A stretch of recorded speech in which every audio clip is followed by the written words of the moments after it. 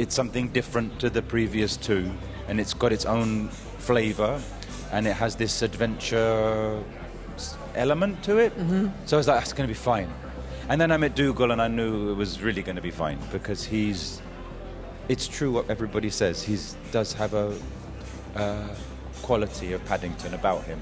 I think we all aspire to Paddington's qualities. Yeah. He's a delightful, endearing character, and we all admire those qualities, and I think we all wish we could be a bit more like him, but, you know, it's tricky. We're only human, but we all try to be a bit more kind, a bit more polite, and make the world a little bit more right if we can.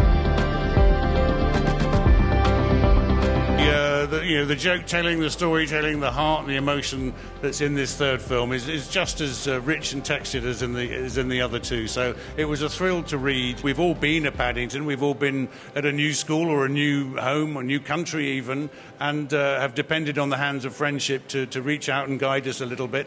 And also he treats the world he sees the world through optimistic eyes, and I adore that.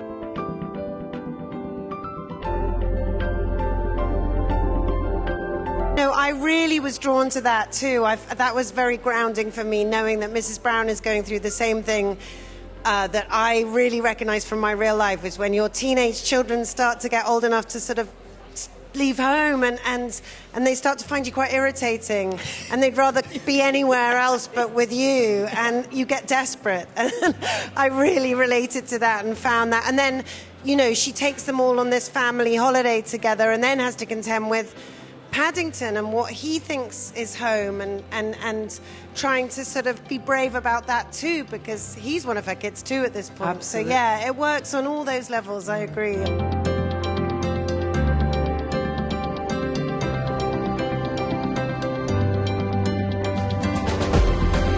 It's playing, and it's what our job should be, and this is like the perfect opportunity to have a play. You know, I'm surrounded by nuns that are juggling and jumping off walls and roller skating. It's fun. It really is. And I got to meet Paddington.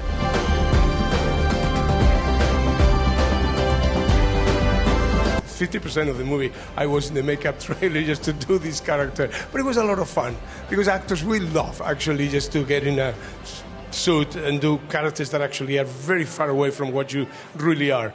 But the character at the end redeems himself, and I'm not going to give up more of the, give away some of the ending of the movie. Today's world is lacking of many of the virtues that this character can provide kids and families with. Yeah. Kindness and cleverness and, the conscious of the other, awareness of what is happening around him is very interesting, very sweet.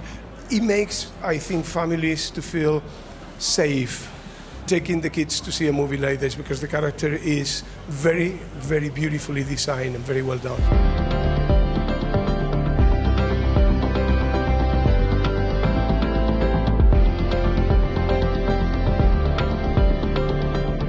Mr. Gruber just likes Paddington, and he trusts him, and he knows that he's an honest bear, he's a good bear, he's a kind bear, and there's nothing not to like about him. He just thinks he's a great friend, and they're good friends, really. We know that Paddington is very happily settled and he loves his life in London, but of course he's always going to be thinking about people who are left behind at his home. So his thoughts do turn to Aunt Lucy in Peru, and we thought it would be wonderful to have him go home and visit his Aunt Lucy.